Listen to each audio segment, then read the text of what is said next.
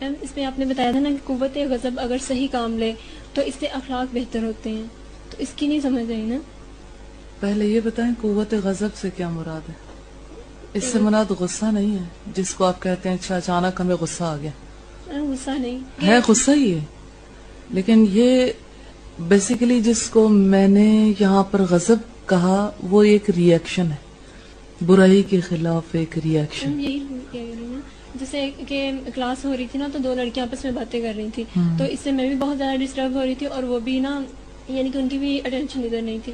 کافی دیر میں دیکھتی رہی لیکن مجھے بھی نا فیل ہوا کہ میرا بھی نا کافی زیادہ اس میں حرج ہو رہا ہے. تو اس وجہ سے میں نے ان کو روکا نا، تو انہوں نے آگے سے بہت برا یعنی کہ ریئیکٹ کیا، تم کون ہوتی ہے نا تم چپ کر کے بیٹھی رہو، کیوں ہمیں چپ کروا رہی ہو. تو میرے دل میں بھی آیا کہ انہوں نے ایسا کیوں کہا، اور اخلاق تو پھر اس میں اچھا نہ ہوا. اخلاق کیسے کہتے ہیں؟ ٹرمینالوجی پہلے واضح ہو جائے نا تو پھر بات واضح ہو جائے گی. اخلاق کیسے کہتے ہیں؟ اچھے رویے جو ہوتے ہیں. اچھے رویے کو. اچھا، اور عادت. اچھا، اور خلق کسے کہتے ہیں؟ خلق کی جمع ہے نا اخلاق. ایک انسان کی ذات اس کے رویوں کی وجہ سے، اس کی عادات کی وجہ سے جیسی بن جاتی، اس کی باطنی تصویر ہے اخلاق. بنیادی طور پر اگر دیکھیں یہ باطن نظر آتا ہے انسان کے دوسروں کے ساتھ ڈیلنگز میں، دوسروں کے ساتھ رویوں میں. تو اب آپ دیکھیے کہ ظاہری طور پر خلق کے اعتبار سے ہم ایک چیز کو سمجھتے ہیں، پھر خلق سمجھیں گے. خلق، تخلیق کا حسن کیا ہے؟ اب بتائیں گے حسن کے لیے پہلی چیز کیا ضروری ہے؟ کوئی بھی چیز کیسے حسین ہوتی ہے؟ کمپلیشن. اچھا، کمپلیشن کسے کہتے ہیں؟ نقص نہ ہو. اچھا، اور کسی چیز کے حسن کا جائزہ لینا چاہتے ہوں تو حسن کا جائزہ ہم کس طرح سے لیں گے؟ اچھا، کوالٹیز. ہاں، تناسب، توازن. مثال کے طور پر اگر کسی کی آنکھیں اپنے چہرے پہ لگے ہونے کی بجائے گھٹنوں پہ لگ جائیں تو چاہے وہ آنکھ کتنی حسین ہو لیکن انسان حسین نہیں کہلا سکتا، کیونکہ توازن، تناسب بہت ضروری ہے. ہر چیز کا وہ مقام جہاں اسے ہونا چاہیے، جہاں اس کا حق ہے، اگر وہ اپنی جگہ پر ہے اور بالکل پراپر وے میں ہے، اس کا تناسب قائم ہے، اس کا مطلب یہ ہے کہ وہ چیز حسین ہے. مثال کے طور پر انسانی زندگی میں اللہ تعالیٰ نے جو توازن قائم کیا تو انسانی زندگی میں حسن کیسے پیدا ہوتا ہے؟ ہاں جی، احسان کا رویہ، کہ انسان اپنی زندگی میں اچھے اور برے کی پہچان کے لیے، اپنے ہر کام کے لیے اپنی نظریں رب پر لگا دے، امید رب سے، یا اللہ کی نظروں کو محسوس کر کے ایک انسان اپنے رویے کا تعین کرے. خوف، امید اور خوف کے بین بین انسان رہتا ہے تو یہ اس کے رویے کا حسن ہے. اچھا، اب آپ کہتے ہیں کہ آپ نے کسی کو منع کیا اور جس کو منع کیا وہ ری ایکشنری ہو گیا، آپ کے دل میں بھی برا خیال آیا، تو یہ اچھا اخلاق تو نہ ہوا. آپ نے اس کا فیصلہ کہاں سے لیا کہ اچھا اخلاق ہے نہیں ہے؟ ابھی اسی ایک ایگزامپل سے ہم پریکٹیکلی دیکھیں گے کہ خلق جو ہے وہ کون سا ایکسیپٹیبل ہے، اور جو آپ کا مائنڈ کی کنٹرول ہے انشاءاللہ وہ بھی نکلے گی. ہاں جی، میں نے تو انہیں اچھی بات کہی تھی آپ نے گائیڈ لائن کہاں سے لی کہ اچھا ہے یہ برا؟ خود سے. اور اس کے برا ہونے کا فیصلہ کہاں سے لیا؟ خود سے. پھر آپ مجھے یہ بتائیے کہ انسان اگر ساری گائیڈ لائن خود سے لینے لگے تو اس کا خدا پر ایمان ہے؟ نہ نظریں رب پر لگی، نہ رب کا خوف، خود ہی خود اندر ہی اندر کچھ ہو گیا. تو آپ کو پھر اندر نے فیصلہ دیا کہ اچھا اخلاق تو نہیں ہے. آپ کو یہ نہیں لگا کہ اچھا ہے یا نہیں، کیوں؟ لیکن آپ کو یہ ایک اندر کلک کر رہی ہے چیز کہ ٹھیک نہیں ہے، ٹھیک نہیں ہے. انڈرسٹینڈنگ ہوگی تو آپ آئندہ کے لیے ایک اچھا ایٹیٹیوڈ سیکھ سکو گے. اب آپ کی اصل خرابی نظر آئی کہ آپ نے یہ نہیں دیکھا کہ یہ رویہ درست ہے یا نہیں. اللہ سے نہیں پوچھا، اللہ کی کتاب، رسول اللہ کی سیرت سے. آپ کے پاس کوئی دلیل نہیں. اس وجہ سے آپ نے، یعنی جب آپ کو ایک بات اچھی لگی آپ نے کر دی، جب لوگ ری ایکشنری ہوئے تو آپ کو برا بھی لگنے لگ گیا. کہ یہ مناسب نہیں, ان کا رویہ بڑھے گا کہ انہوں نے مناسب نہیں کیا. اب سوال یہ پیدا ہوتا ہے اس کے لیے اگر ہم رب سے انسٹرکشن لیں تو وہ انسٹرکشن ہمیں کیا بتاتی. یہ بات نہیں ہے کہ آپ کو پتا نہیں, انفارمیشن ہے لیکن دلیل کی بات آپ کے پاس نہیں. آپ نے روکا کیوں, آپ نے اسے برا سمجھا, کیسے پتا چلا؟ علم کی مجلسوں میں ایسے نہیں کیا کرتے. پڑھی بات, سمجھی بات, جب آپ نے علم کی مجلسوں کے آداب سیکھے, اب یاد نہیں ہے آداب, اس لیے آپ اپنے آپ کو بھی دلیل نہیں دے سکتے حالانکہ آپ کا رویہ درست تھا. دلیل اس کی کیا ہے؟ من رأى منکم منکرا فلیغیرہ بیدہ, جو کوئی تم میں سے برائی دیکھے اس کو چاہیے کہ اپنے ہاتھ سے روک دے, اور اگر اس کی طاقت نہیں رکھتا تو زبان سے روکے, اور اگر اس کی بھی طاقت نہیں رکھتا تو دل میں برا جانے, اور یہ کمزور ترین ایمان میں سے. آپ نے ایمان کی دو نشانیاں پوری کی, ٹھیک ہے, ایک تو یہ کہ آپ نے اپنی زبان سے روکا, دوسری بات یہ کہ رویے کی خرابی پر آپ کے دل میں ریئیکشن بھی پیدا ہوا کہ نہیں یہ برا کام ہے جو انہوں نے کیا, لیکن آگے آپ کے پاس دلیل نہیں تھی. اب کیا کروں, جس کی وجہ سے آپ کو یہ سمجھ نہیں آیا کہ یہ کیا ہے, تو آپ نے یہ سوال کیا کہ اچھا خلق کیسے پیدا ہوتا ہے. تو اب ہم بھی دیکھیں گے کہ یہاں پر فار ایگزامپل ذہن میں یہ ہوتا کہ میں نے تو اللہ کا حکم پورا کیا, میں نے روکا, یہ دلیل خود کو دینی پڑتی ہے. بے شک خود سے بتاؤ, ایٹ دا اسپاٹ اپنے آپ کو بتانا پڑتا ہے. پھر جس وقت بتایا تھا کسی نے ریئیکشن ظاہر کیا, اس ریئیکشن کے باوجود یہ بات ہی ذہن میں ہوتی کہ میں نے حق بات بتائی ہے اور یہ کہ انہیں سمجھ نہیں آئی, تو شاید میں سمجھا نہیں سکی, سکینہ سے بتایا نہیں. پھر انہیں دلیل سے سمجھاتے کہ دیکھو اس فکر کی مجلس میں بیٹھ کر آج بھی ہم نے دیکھا کہ رب اگر ناراض ہو گیا تو وہ چہرے بگاڑ سکتا ہے. اگر آپ بات کرتے کہ اچھا لگتا ہے کہ چہرہ ہی بگڑ جائے, زبان بولنے کے قابل ہی نہ رہے, آئندہ کبھی لفظ ہی نہ نکلے, یوں اچھا فیل ہوتا ہے کہ اللہ کے لیے آئے اور اللہ ہی کو ناراض کرتے. اگر آپ یہ بات کہتے تو آپ کے دل کو ایک سیٹسفیکشن ملتا کہ میں نے حق کہا ہے. لیکن آپ نے کہا ضرور دلیل کے بغیر, جس کی وجہ سے کوئی سیٹسفیکشن نہیں ملی. شرح صدر کیوں نہیں ہوتی؟ شرح صدر دل کا کھلنا دلیل کی وجہ سے ہوتا ہے کہ انسان کسی دلیل سے بات کرے. اب جس وقت آپ نے ایک ریئیکشن دیکھا تو آپ کو برا لگا, یہ اچھا نہیں ہے. اچھا تو واقعی نہیں, لیکن آپ اگر اس اینگل سے سوچتے کہ انہیں سمجھ نہیں ہے تو پھر آپ کو اتنا برا نہ لگتا, پھر آپ کو ہمدردی ہوتی, آپ خیرخواہی کے تحت پھر بھی آگے بڑھنے روکنے کی کوشش کرتے. اور اگر کوئی آپ سے اسٹاپ نہ ہو آپ اٹھتے اور ذمہ دار افراد کو بتاتے, اور پھر یہ ہے کہ اس کی وجہ سے معاملہ سالو ہو جاتا. اچھا اس میں آپ کے لیے یہاں آنے سے کبھی سیٹسفیکشن ہو جاتی کہ میں نے اپنی طرف سے کام پورا کر دیا. اب اگر کوئی نہیں بھی مانتا تو میری طرف سے فرض ادا ہو گیا, الحمدللہ میں نے اپنا فرض ادا کر. آپ نے اللہ کے حکم کا مطابق دیکھنا کہ آپ نے برائی کو برا کہا, زبان سے کہا نا, یہ افضل ترین درجہ تو نہیں, افضل ضرور ہے کہ آپ نے اپنی زبان سے کہہ دیا.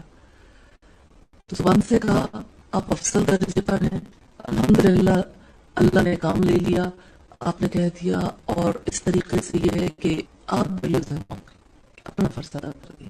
یہ رویہ کیسا ہے؟ ٹھیک ہے, یہ غلط کہاں سے پوچھیں؟ اللہ کے رسول سے. یہ بالکل ٹھیک رویہ ہے, اور ٹھیک رویے کا نام کیا ہے؟ حسن خلق, یہ اچھا اخلاق ہے. اچھا اب آپ کے دل میں یہ بات کیسے پیدا ہوئی کہ یہ بری چیز ہے؟ ایمان کی وجہ سے, اللہ سے تعلق کی وجہ سے کہ یہ میرا کام ہے جو مجھے کرنا ہے, جہاں میں ہوں وہاں خرابی نہیں ہوگی. تو جو انسان اپنی حیثیت کو سمجھ لیتا ہے, اس حیثیت میں اپنے فرض کو سمجھ لیتا ہے, وہ فرض ادا کرتا ہے, فرض ادا کرتا ہے, سیٹسفائیڈ ہوتا ہے, اللہ کی نظروں میں سرخرو ہو گیا. اب اگر کسی کی بری جو ہے بات سن لی, اب کیا ہونا چاہیے تھا؟ احسان کا رویہ اس موڑ پر کیا تھا؟ اب یہ کوئی ایک بات نہیں ہوتی, اخلاق تو مجموعہ ایک سے ایک بیہیویئر ملتا ہے, پھر مجموعہ بنتا ہے. اب اس موقع پر رب کی طرف نظریں لگ جانی چاہیے تھی کہ اللہ آپ جانتے ہیں میں نے اپنا کام کر لیا, اللہ باقی معاملہ مجھے پسند نہیں ہے, لیکن آپ انہیں ہدایت دے دیں. اب آپ دیکھتے کہ آپ کا دل خوشی سے بھر جاتا اگر آپ کی نظریں رب پر لگ جاتی.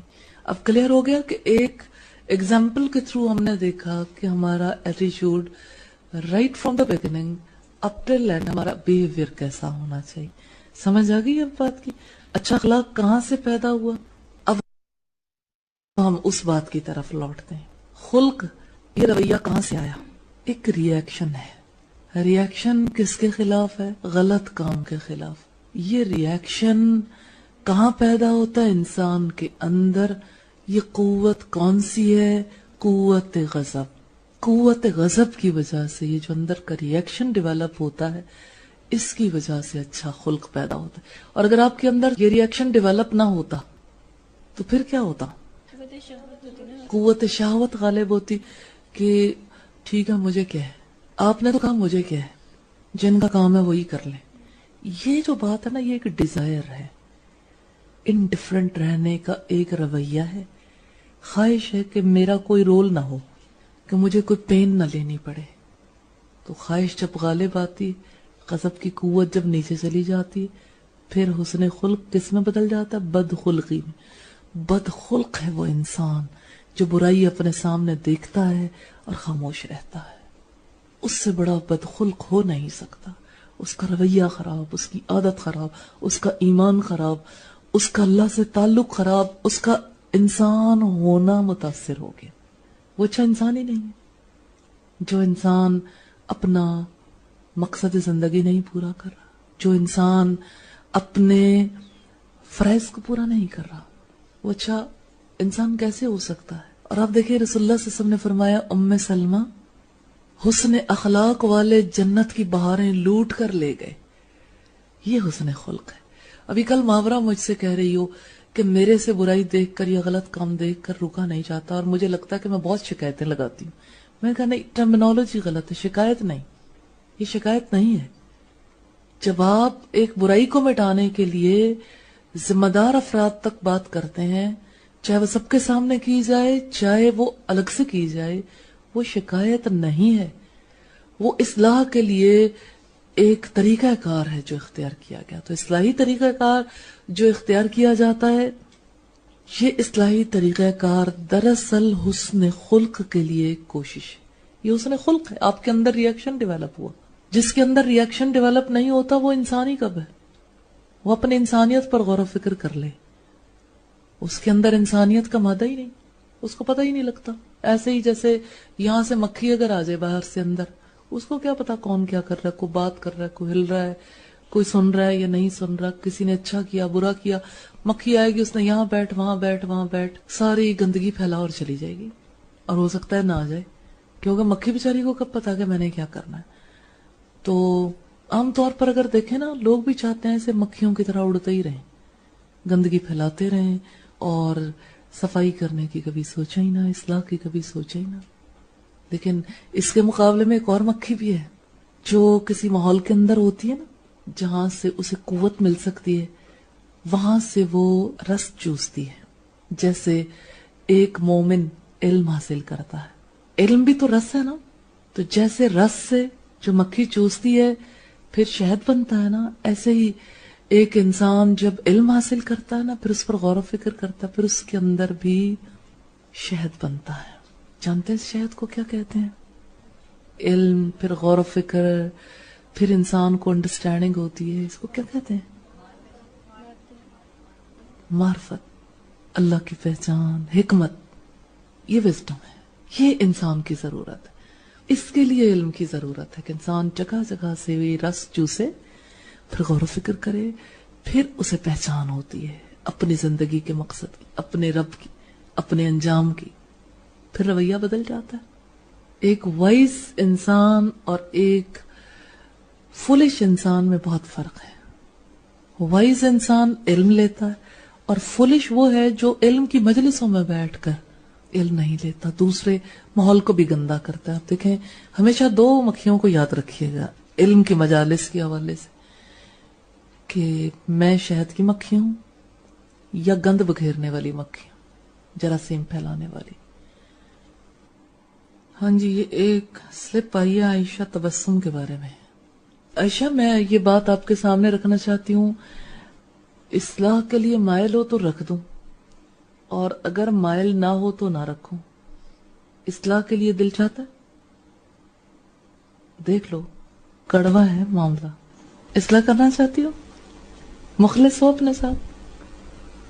آپ لوگ کیا کہتے ہیں, عائشہ مخلص ہے اپنے ساتھ؟ نہیں عائشہ دیکھو یہ کسی کی بات نہیں ہے. ایسے سارے لوگ کہتے ہیں آپ اپنے ساتھ مخلص نہیں ہو, ایسا ہے؟ آپ انہیں بتاؤ نا. پتا نہیں. پتا نہیں میں کھوٹ ہے, نفاق ہے. سچ بولو, کیونکہ اصلاح سچ کے بغیر نہیں ہو سکتی. منیمم سچائی چاہیے, اپنی ذات کے ساتھ کھراپن. اندر کی بات کہہ دو. اصلاح چاہتی ہو؟ صرف ایک کوشچن کی, اصلاح چاہتی ہو؟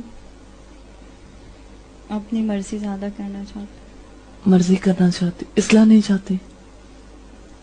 ابھی بھی یہ دیکھنا ایک دم فرق آ جائے گا ایک ڈیسیژن سے. ارادہ, حسن نیت تو انسان کو کہاں سے کہاں لے جاتی. حسن ارادہ, حسن خلق کے لیے ضروری حسن ارادہ. آپ کا پرابلم سالو ہو جائے گا انشاءاللہ. یہ جتنے عرصے سے آپ مصیبت میں مبتلا ہو نا, اپنے ہاتھوں یہ سب سیٹ ہو جائے گا. یقین آتا ہے؟ آتا ہے نا. اصلاح چاہتی ہو, ارادہ کرو پہلے. ارادہ تو دل کا ہے نا, اللہ کے سامنے. اور اللہ سے توفیق مانگو کہ اللہ تعالیٰ مجھے توفیق دے, اور اپنا آپ اللہ کے حوالے کرو. پھر میں بات کرتی ہوں. اب دیکھیں فرق ہے عائشہ میں, فرق ہے. الحمدللہ. دیکھیں ایک آپ کہتے ہو نا خیال کیسے اور ارادہ کیسے افیکٹ کرتا ہے. دیکھیں آپ پریکٹیکلی دیکھیں گے کہ کس طرح سے افیکٹ کرتا ہے. کہ انسان کی سوچ بدلتی ہے نا, چہرے کے تاثرات بدل جاتے ہیں, دل کی حالت بدل جاتی ہے. ہاں جی عائشہ بتاؤ پھر.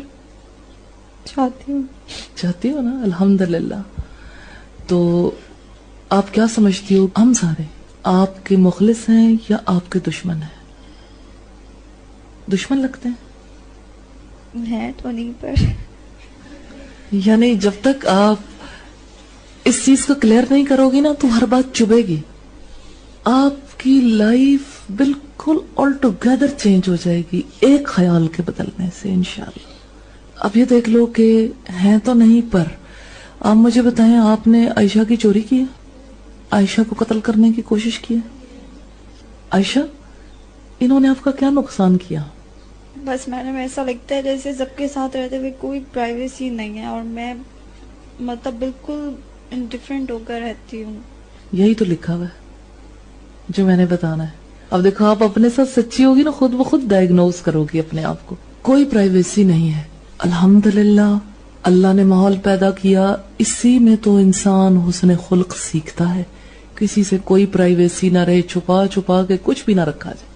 کیونکہ چھپا رہتا ہے نا اپنی نظروں سے بھی دوسروں کی نظروں سے بھی, تو اندر برائی پروان چڑھتی. کیونکہ خناس جو ہے نا, جو چھپ چھپ کے وسوسے ڈالتا ہے, وہ اپنا کام کر جاتا ہے. تو آپ کو جو پرابلم فیل ہوتا ہے کہ کوئی پرائیویسی نہیں ہے, تو یہی دراصل سلوشن ہے, یہی تو مفید ہے. پرائیویسی نہ ہونا برا لگتا ہے. اچھا تو یہ جو اندر کی صفائی ہے یہ تو پھر پرائیویسی میں ہو نہیں سکتی. پھر کیا کریں؟ پھر اصلاح کر لیں یا پرائیویسی؟ جب اتنے سارے لوگوں کے ساتھ مجھ سے رہا نہیں جاتا. ان کا کیا قصور ہے؟ ان میں سے یہ سارے افراد اپنے اپنے گھروں کے اندر ایسے نہیں رہتے رہے. اور اب دیکھیں کہ آپ نے انسانوں کے بیچ میں رہنا, یہ تو غیر انسانی رویہ. کتنے سارے انسانوں کے بیچ میں مجھ سے رہا نہیں جاتا. اس کا مطلب یہ کہ آپ ایک پرابلم میں ہو اور آپ میل ایڈجسٹمنٹ کا شکار ہو. دیکھیں سائیکولوجیکلی 4 چیزیں ایسی ہیں جو انسانی ترقی کے لیے بہت ضروری ہیں. ایک تو انسان کا کانفیڈنس, اعتماد ہو اس کے اندر, کریج, جرأت, کریٹیوٹی. ایک انسان کے اندر تخلیقی صلاحیت ہو, جو بھی ارد گرد اسے جو مواد میسر ہے اس سے وہ نئے راستے نکالنے کی صلاحیت رکھتا ہو. اور چوتھی چیز ہے ایڈجسٹمنٹ. جیسا بھی ماحول ہو انسان اس کے اندر اگر ڈھل جاتا ہے, ایڈجسٹ ہو جاتا ہے, تو یہ ایڈجسٹمنٹ اس کی ترقی کے لیے ناگزیر. اب مجھے یہ بتاؤ کہ ترقی کرنا چاہتی ہو یا ارادہ ہی نہیں ہے ترقی کا؟ آگے تو اب جانا چاہتی ہو. 4 ٹریٹس ہیں یہ. ان 4 ٹریٹس کو پیدا کرنا بہت ضروری. کانفیڈنس شیک ہوتا ہے اگر ایڈجسٹمنٹ نہ ہو جاتا نا. میل ایڈجسٹمنٹ کا شکار جو لوگ ہوتے ہیں دنیا میں کچھ بھی نہیں کر سکتے. کریج نہیں رہتی, جرت اظہار ختم ہو جاتی, اور انسان کریٹو بھی نہیں رہتا. تو میل ایڈجسٹمنٹ تو انسان کو خراب کر دیتی ہے. تو اب کیا کریں؟ ایڈجسٹمنٹ سیکھنی ہے یا یہ ہے کہ طے کر لیا ایڈجسٹ نہیں کرنا؟ یہ تو پوری دنیا میں مانی ہوئی حقیقت ہے کہ ایڈجسٹ ہونا جو ہے انسان کی خوبی ہے, اور میل ایڈجسٹمنٹ جو ہے وہ انسان کی خرابی ہے. اب مجھے یہ بتاؤ, خراب ہونا چاہتی ہو, رہنا چاہتی ہو, یا ٹھیک ہونا چاہتی ہو؟ یعنی مطابقت پیدا کرنا یہ تو تمام آل اوور دا ورلڈ یہ اسکول کا ایجوکیشنل انسٹیٹیوشن کا فریضہ کہ ایڈجسٹمنٹ سکھائیں. پرسنالٹی کا یہ ایک ڈرا بیک ہے, ایک شخصیت کی خرابی ہے کہ آپ میل ایڈجسٹمنٹ کا شکار ہو. تو یہ آپ کو پتا نہیں تھا نا اس انداز میں کہ میل ایڈجسٹمنٹ خوبی ہے یا خامی. تو اس وجہ سے آپ نے میل ایڈجسٹمنٹ کو اپنے لیے آنر سمجھا کہ میں دوسروں سے منفرد ہوں. اب دیکھیں, ایک انسان کہتا ہے کہ میں زندگی بھر سے نہایا نہیں, تو یہ میرا اعزاز سمجھا جائے, Guinness book of world record میں اسے شامل کیا جائے. تو یہ کیسا اعزاز ہے جو انسان حاصل کرنا چاہتا ہے کہ اس کو برائی میں نام پیدا کر کے. سورہ الحجرات میں رب العزت کہتے ہیں ایمان کے بعد فسق میں نام پیدا کرنا کتنی بری بات ہے نا ایسا. تو اب یہ بتائیے کہ اہل ایمان کے ساتھ تو اللہ نے بتایا محمد الرسول اللہ والذین معہ اشداء علی الکفار رحماء بینہم. محمد صلی اللہ علیہ وسلم اللہ کے رسول ہیں, اور وہ لوگ جو ان کے ساتھ ہیں آپس میں شفیق اور رحیم, اور دشمنوں کے لیے بہت سخت ہیں. تو یہ جو سختی آ گئی ساتھیوں کے لیے دل میں, تو یہ حسن خلق ہے یا بد خلقی؟ بد خلقی ہے نا. لیکن یہ کہ مجھے یہ پتا ہے کہ آپ کو اس چیز کی اویئرنس نہیں تھی, یعنی جیسے اب اویئرنس ہو رہی ہے. آپ نے اس انداز میں سے نہیں دیکھا تھا کہ اگر میں اپنے ساتھیوں کے درمیان ایڈجسٹ نہیں ہوں تو یہ بد خلقی ہے. آپ نے اسے صرف اپنا پرسنل پرابلم سمجھا تھا. یہ سارے عذر ہیں کہ چونکہ میں الگ رہتی تھی, ایسے رہنا میں نے سیکھا نہیں, میری یہاں پرائیویسی نہیں رہتی, اس لیے میں کسی کے ساتھ ایڈجسٹ نہیں ہو سکتی. لیکن اس کو ریالٹی میں نہیں دیکھا کہ آپ نے چھوڑا کیا. آپ نے محمد رسول اللہ صلی اللہ علیہ وسلم کے طریقہ کار کو چھوڑا اور نفس کی بات مانی. ٹھیک ہے, یہ ہم عائشہ تبسم کے معاملے کو نہیں دیکھ رہے, یہ کسی بھی ایسے انسان کا معاملہ ہے جو میل ایڈجسٹمنٹ کا شکار ہے کسی بھی ماحول میں. آج یہاں کل سسرال میں, آپ کو پتا ہے سسرال میں جا کے لڑکیاں کیوں نہیں سیٹ ہوتی کہ وہ سوچ لیتی ہیں یہ ماحول میرے مطابق نہیں ہے. جس وقت ایک انسان ایڈجسٹمنٹ سیکھ لیتا ہے پھر وہ سسرال چلا جائے یا کہیں بھی چلا جائے اس سے کیا فرق پڑتا ہے. اس کے لیے تو ہر ملک میرا ملک ہے, کیونکہ یہ خدا کا ملک ہے, خدا کی زمین ہے, جہاں بھی جانا ہے اللہ کا بن کے رہنا ہے. پھر کیا فرق پڑتا ہے اللہ جہاں بھی لے جائے. ہاں, اللہ نے یہ ضرور کہا نبی صلی اللہ علیہ وسلم سے کہ آپ یہ دعا کرو رب ادخلنی مدخل صدق واخرجنی مخرج صدق واجعل لی من لدنک سلطانا نصیرا, کہ اللہ مجھے جہاں بھی لے جا تو سچائی کے ساتھ لے جا, اور جہاں سے بھی مجھے نکال سچائی کے ساتھ نکال, اور اپنی طرف سے ایک اقتدار کو میرا معاون اور مددگار بنا دے. تو عائشہ اب یہ بتاؤ کہ میل ایڈجسٹمنٹ کے بارے میں اب کوئی کانسیپٹ بدلا کہ اگر نہیں کسی کے درمیان ایڈجسٹ ہو رہے تو یہ جرم ہے, بد خلقی ہے, فیل ہو رہا ہے؟ وہ تو ہے, لیکن میڈم مجھے لگتا ہے اپنوں کو چھوڑ کر اور غیر چہرے سارے. اپنا کون ہے غیر کون ہے, ہم اپنے آپ سے پوچھیں یا اپنے اللہ سے پوچھیں, یہ آپ بتا دو. اللہ سے پوچھنا ہے نا. تو دیکھیں ابو لہب کی بیٹی درہ ہے, ابو جہل کا بیٹا اکرمہ ہے, عقبہ بن ابی معیط کا بیٹا ولید بن عقبہ ہے. یہ رسول اللہ کے بڑے بڑے دشمن ہیں. عقبہ بن ابی معیط جس نے کپڑا ڈال کے رسول اللہ کی گردن کو گھونٹنے کی کوشش کی تھی, اور عقبہ بن ابی معیط کی بیٹی کلثوم ہے, کلثوم بن عقبہ بن ابی معیط. ٹھیک ہے, مسلمان ہوئی نا, اپنا علاقہ چھوڑ کے آ گئی تھی صلح حدیبیہ کے بعد, اور کلثوم کے بھائی لینے کے لیے آئے تھے کہ جی آپ کا ہمارے ساتھ معاہدہ ہے کہ مکہ سے جو بھی آئے گا آپ اسے واپس کریں گے, ہمیں کلثوم دے دیں, کلثوم ہماری ہے, کلثوم کا ہمارے سے رشتہ ہے. یہ رشتے کی بات اب میں آپ کو بتانا چاہتی ہوں. کلثوم جو ہے وہ رشتے چھوڑ آئی اور کلثوم کے بھائی اس رشتے کے حصول کے لیے آن پہنچے ہیں کہ ہماری تو بہن واپس کر دیں. کلثوم کسی قیمت پر جانا نہیں چاہتی.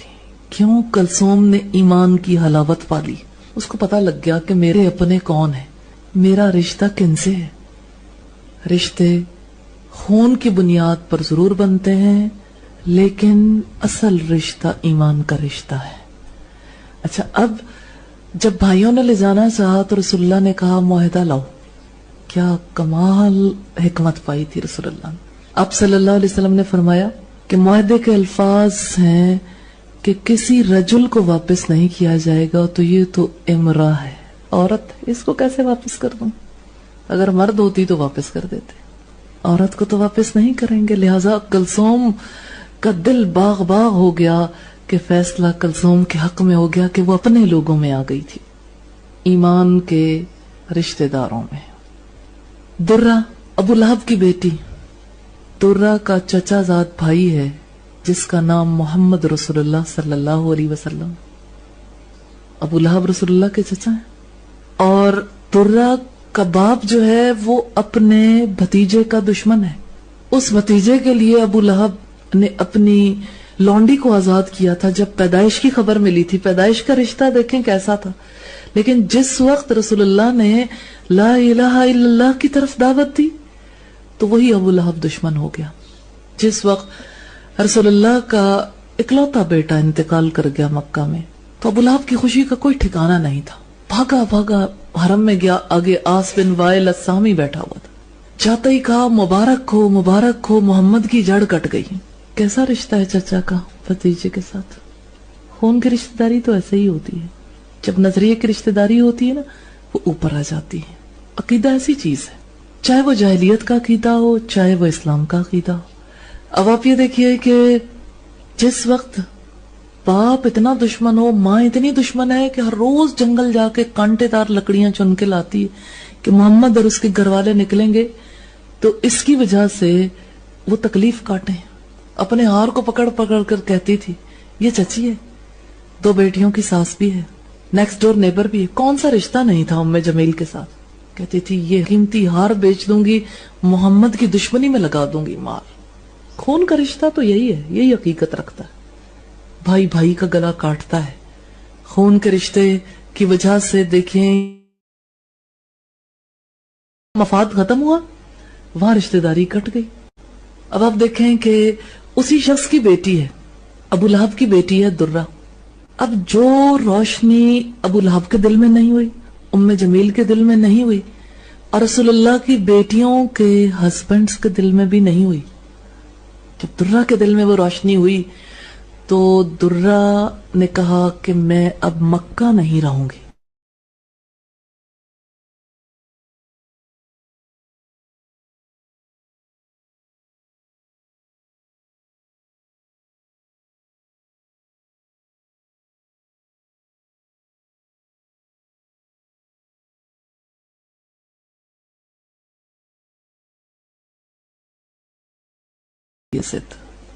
اور بیٹی کہتی ہے کہ ماں آپ بھی میرے ساتھ چلو.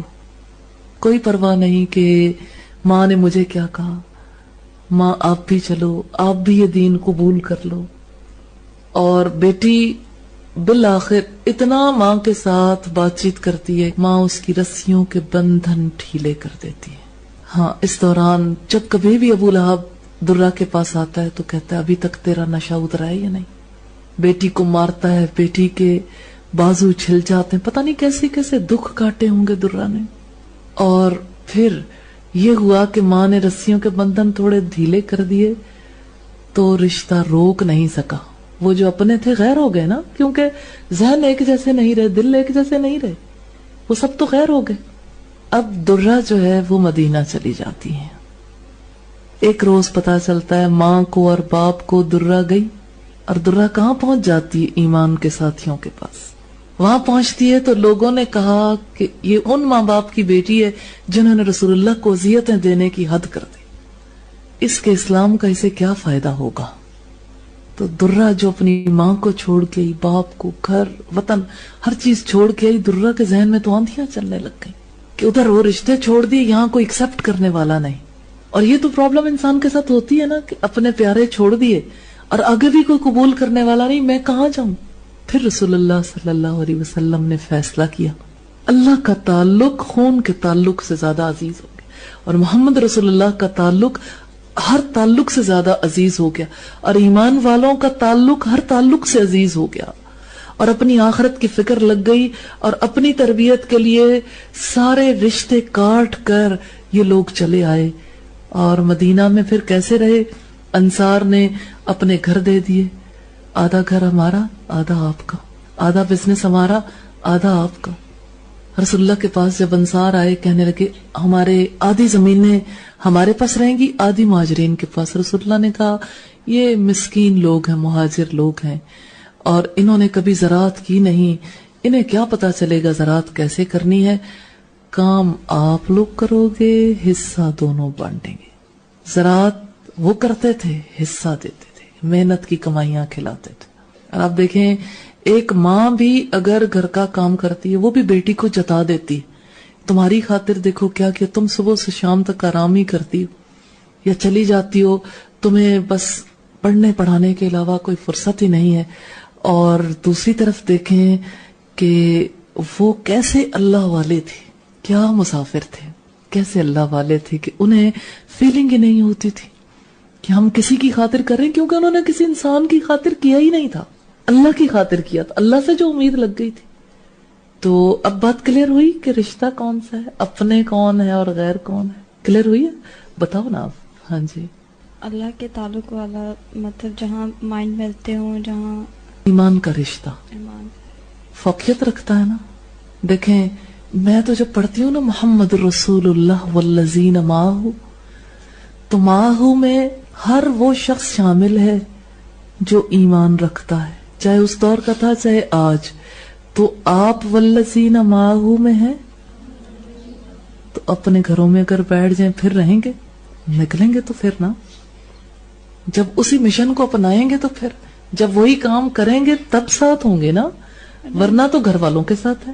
گھر میں بھی تو رہ کے کیا جا سکتا. گھر میں تو جیسی شخصیت بنی ابھی تھوڑی دیر پہلے آپ کے سامنے ہی تھی نا شخصیت، الحمدللہ. آپ نے خود فیل کیا تھا نا کہ ابھی اصلاح کی بات ہے نا، اصلاح کو بھی دل نہیں چاہتا. ابھی جب ہم نے بات شروع کی تھی تو آپ نے کہا تھا دل کی ماننے کو دل چاہتا ہے نا. سورۃ توبہ نکالیں آیت نمبر 24، آپ کی اگلی بات کا جواب ہے. اب یہ بات جو ہے نا اللہ سے دعا کرو کہ یا اللہ یہ بات میری سمجھ میں آ جائے، میرے دل میں اتر جائے، اور یا اللہ تو میرے دل کو اپنی طرف پھیر لے. یہ اللہ سے دعا کرو کہ یا اللہ یہ میرا دل ہے، آپ نے بنایا، آپ اسے اپنی طرف پھیر لیں.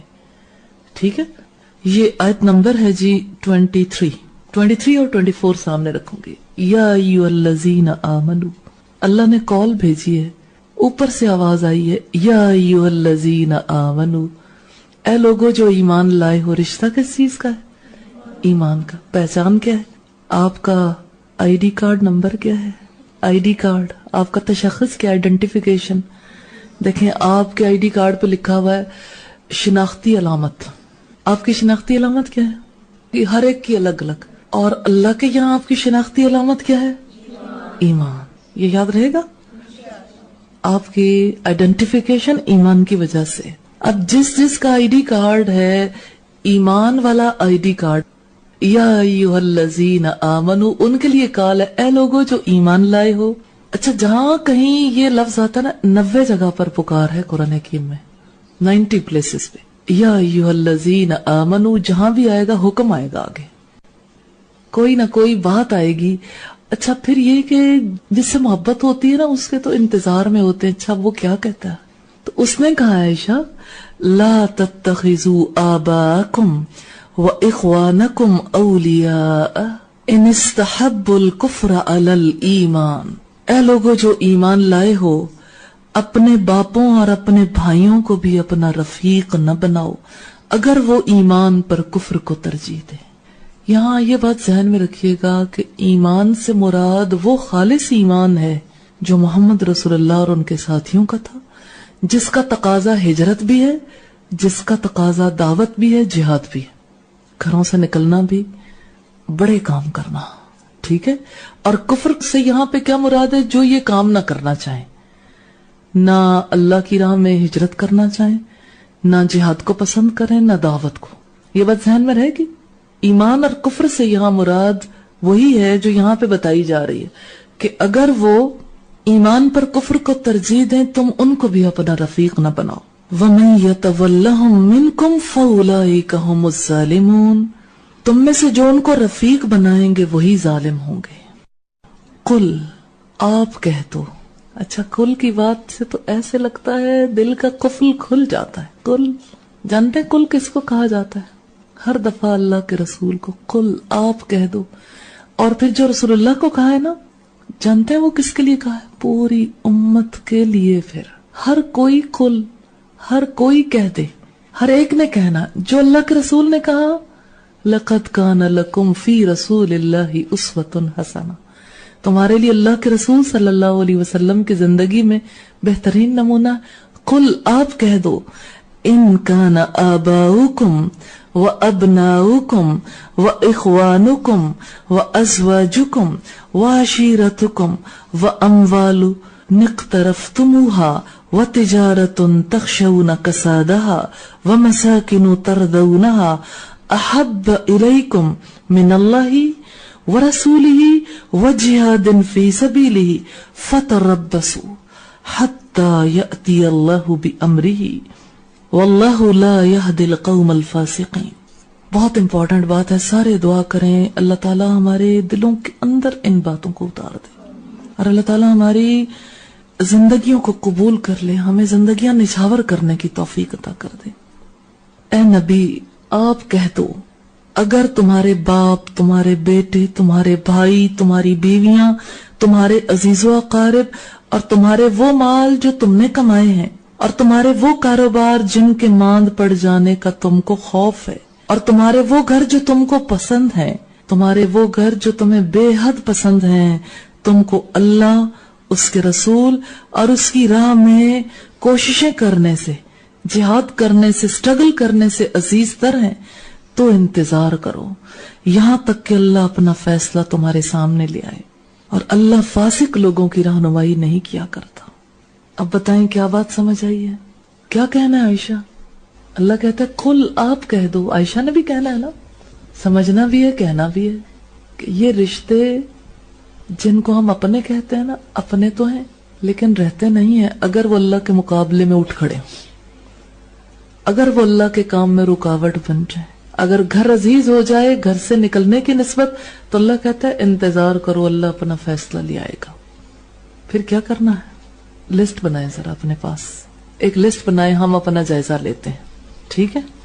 4 پوائنٹ اسکیل بنائیں گے آپ، پہلے لائنیں لگا لیں، 6 کالمز اسی طرح سے بنا لیں، 4 چھوٹے، 1 بڑا اور 1 سیریل نمبر والا، ٹھیک ہے؟ کیا مجھے اللہ اور اس کے رسول اور اس کی راہ میں کوششیں کرنے سے عزیز تر ہیں؟ نمبر 1، ابو. یہ اوپر ایک کوشچن لکھیں گے جس کے نیچے جو ہے نا 1 2 3 باقی نمبر آئیں گے. کیا مجھے اللہ عزیز ہیں؟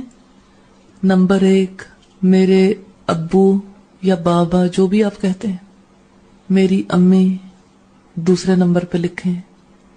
اور اگر بیٹے ہیں، میرے بھائی، میری بہنیں. اگر ہسبینڈز ہیں تو ہسبینڈ کا لکھیں، میرا شوہر یا میرا منگیتر. اور پھر آگے لکھیں میرے رشتہ دار، میرا مال اور میرا business if there is any، اور میرا گھر. اور آگے یہ بھی لکھ دیں میرا آرام، اپنی مرضی. ہاں جی، اب اپنا جائزہ لیں. ہاں نہیں، کسی حد تک، بہت حد تک، ٹھیک ہے؟ کیا چیز عزیز ہے؟ ایک بھی چیز اگر اللہ، اس کے رسول اور اس کے کام، اس کی راہ میں جان فشانی، سٹرگل، کوششیں کرنے سے زیادہ عزیز ہو گئی تو پھر تو اللہ کا غضب ہے. اب جائزہ لیں، کہاں پاتے ہیں اپنے آپ کو؟ فیصلہ ہو گیا کون عزیز ہے؟ اللہ تعالیٰ کہتے ہیں اگر ان میں سے کوئی عزیز ہوا تو انتظار کرو، کیونکہ آپ نے اللہ کے مقابلے پر اعلان جنگ کیا ہے کہ ہم اپنی مرضی کریں گے، ہم ان کو عزیز رکھیں گے، تو انتظار کرو یہاں تک کہ اللہ اپنا فیصلہ لے آئے۔ ہاں جی عائشہ، اب کیا سمجھ آئیے کیا لکھا ہے، کون کون عزیز ہے؟ اللہ سے بڑھ کر تو کوئی بھی نہیں ہے، اس کے رسول سے بڑھ کر ہے؟ نہیں ہے۔ اس کے کام سے بڑھ کر ہے؟ یہاں سے نا آپ اپنے آپ کو پہچانو، یہاں سے نا آپ کو پتہ چلے گا۔ دیکھیں ماں کسی کو بہت عزیز ہے، ماں کہتی پانی کا گلاس لا دو، کہتے ہیں یہ تو نہیں ہو سکتا، یہ ممکن نہیں ہے، تعریفیں کر لیں گے، ماں کی بات نہیں مانی جا سکتی، ماں کا کام نہیں کیا جا سکتا، یہ کیسی محبت ہے؟ یہ تو ایک دھوکہ ہے، کوئی محبت نہیں ہے۔ جہاں محبت ہوتی ہے وہاں تو انسان جان کی بازی لگا دیتا ہے۔ اللہ کے راستے میں کام کرنا عزیز نہیں ہے۔ بس ایسے ہی ہے تو ایسا بس اسی پرابلم کو سالو کرنا ہے، کیونکہ اگر کام نہیں کرنے کو دل چاہتا نا اللہ کا، اس کا مطلب ہے کہ اللہ کی ذات سے تعلق نہیں ہے، میں نے دھوکہ دیا ہوا ہے، اللہ کو میں عزیز نہیں سمجھتی، اللہ کی میری زندگی میں وہ قدر و قیمت نہیں ہے، اللہ پر ایمان نہیں ہے۔ یہ اصل پرابلم ایمان کی کمی ہے، ایمان ڈیفیشنٹ، یہ ہے مسائل۔ تو جہاں ایمان کی کمی ہوتی ہے نا، سب سے پہلی کمی ایمان کی ہوتی، پھر اگلی کمی کون سی آتی ہے؟ خلق۔ ایمان بیج ہے، خلق اس کا پھل ہے، تو بدخلقی خود بخود آتی، پھر میل ایڈجسٹمنٹ بھی ہوگی، پھر انسان اور چیزوں کو دیکھے گا، اصل کی طرف پھر انسان پلٹتا نہیں ہے، کیونکہ اصل جو گم ہو گئی، جیسے کٹی پتنگ ہے نا، اب جہاں جی جائے اس کا اٹک جائے، کسی درخت، کسی کھمبے، بچہ کوئی لوٹ کے لے جائے، کوئی اور سلسلہ ہو جائے، بہرحال اب وہ اڑے گی نہیں۔ تو اونچی اڑان اڑنا چاہتی ہو آپ، تو اونچی اڑان کے لیے آئی تھی عائشہ، بھول گئی؟ پھر بیچ میں کون آ گیا یہ پتہ نہیں لگا نا، اکیلے رہے ہو زیادہ، اکیلے رہنے کے مسائل ہیں، حالانکہ آپ کی وہ کیفیت نہیں تھی اکیلے رہنے سے پہلے نا، لیکن اب مجھے کافی معاملہ ٹھیک لگ رہا ہے کہ اب آپ نے سوچنا شروع کر دیا۔ جب ایک شعوری عمل شروع ہو جاتا ہے پھر اللہ مہربانی کرتا ہے۔ یہ خوف آتا ہے کہ کب تک مطلب میں ایسے سیکریفائس کرتی رہوں گی۔ یہ سیکریفائس ہے، یہ تو اللہ کا موقع دینا ہے، چانس دینا ہے۔ آپ نے کیا سیکریفائس کیا؟ آنکھیں پھوڑ دی اللہ کے لیے، اپنے جسم کا لہو بہا دیا اللہ کے لیے، وہ بھی سیکریفائس نہیں ہے وہ قربانی۔ لیکن شہید ہونے والے کے بارے میں رسول اللہ نے فرمایا کہ وہ اللہ سے کہے گا اللہ پھر جان دے دے، پھر تیرے راستے میں جان لوٹانے کا وہ مزہ پالوں۔ یہ تو انسان کو اللہ نے موقع دیا ہے کہ وہ اپنی جان اللہ کے راستے میں نچھاور کر سکے، اپنا وقت دے سکے، اپنی صلاحیتیں قوتیں دے سکے۔ تو جب تک جان میں جان ہے اللہ کا حق تو ہے، تو یہ تو سودا زندگی کا ہے۔ اور اللہ تو کہتا ہے ان اللہ اشترى من المؤمنین انفسهم واموالهم بان لهم الجنہ، اللہ نے یقیناً مومنوں سے ان کی جانیں، ان کے مال جنت کے بدلے خرید لیے۔ تو بکی ہوئی چیز کب کہتی ہے کہ میں کب تک بکی رہوں گی؟ تو زندگی ہے، جان ہے، تو اس وقت تک تو یہ سب کام کرنے ہیں جہاں اللہ تعالیٰ کروا لے۔ پہلے انسان اپنی اصلاح کروا لے، پھر اللہ تعالیٰ جہاں بھی رکھے۔ دیکھیں اللہ یہ کہتا ہے آپ کہہ دو ربی ادخلنی مدخل صدق واخرجنی مخرج صدق، یہ کام اللہ کا ہے۔ جہاں بھی رکھے اللہ سچائی کے ساتھ رکھے، کیونکہ یہ تو عارضی سا ایک سفر ہے نا، طے کر کے تو اللہ کے پاس چلے جانا ہے، پھر اصل رشتہ داریاں وہاں ہوں گی، اصل تعلق وہاں ہوگا۔ میڈم ابھی بھی یہ ہے کہ مطلب اس علاقے میں بھی تو کام ہو رہا ہے، گھر سے کٹ کے کیوں رہوں؟ کیا کام ہو رہا ہے اس علاقے میں؟ وہ کام مجھے بتا دیں، وہاں اصلاح کا کیا کام ہو رہا ہے؟ ایسی کوئی کلاس ہو رہی ہے وہاں؟ تو کام کیا ہو رہا ہے؟ یعنی آپ کو تو اصلاح کی ضرورت ہے نا، آپ نے کہا، تو کون کرے گا اصلاح؟ دیکھو مجھے تو آپ کی ضرورت نہیں ہے، اگر ضرورت ہے تو اللہ کے کام کو ضرورت ہے۔ آپ میری خاطر اگر رکو گے مجھے آپ نے کیا دینا؟ ہاں مجھے بتاؤ میرا کیا فائدہ، پھر مجھے کیا فائدہ پہنچا رہی ہو؟ کوئی فائدہ ہے کہ میں یہاں ہوں اور میں سیکریفائس کر رہی ہوں؟ ہاں بتاؤ مجھے کیا سیکریفائس ہے؟ تو اللہ نے آپ کو چانس دیا، آپ تو اللہ کے آگے سجدے میں پڑی رہو کہ اللہ نے مجھے موقع دے دیا۔ ایسا نہیں ہے، یہ مائنڈ سیٹنگ ہے نا، خراب ہوئی ہوئی ہے، مائنڈ سیٹنگ خراب ہے۔ آپ کو لگتا ہے کہ وہاں رہ کے بھی میں کر سکتا، وہاں رہ کے کیا کرنا ہے؟ کیسی شخصیات کی تعمیر کر رہی ہیں ہماری مائیں؟ یہ شخصیات ہماری آج جو کچھ بھی ہیں ہمارے ماں باپ کا اس میں کوئی دخل نہیں۔ تو اگر دل کے اندر ایمان نہیں اتر رہا تو اس میں کیا ماں باپ کا کوئی حصہ شامل نہیں؟ بالکل ہے، تو آپ کی ماں کے دل میں اللہ نے محبت ڈالی کہ جو کام میں نہیں کر سکی وہ کام کہیں اور جا کے ہو جائے. ایسا ہے نا, ماں نے فیل کیا تو آپ کیوں نہیں فیل کرتی ہو کہ ہاں مجھے, اگر ان کی بھی یہ خواہش تھی تو اس خواہش کو پورا ہونا چاہیے.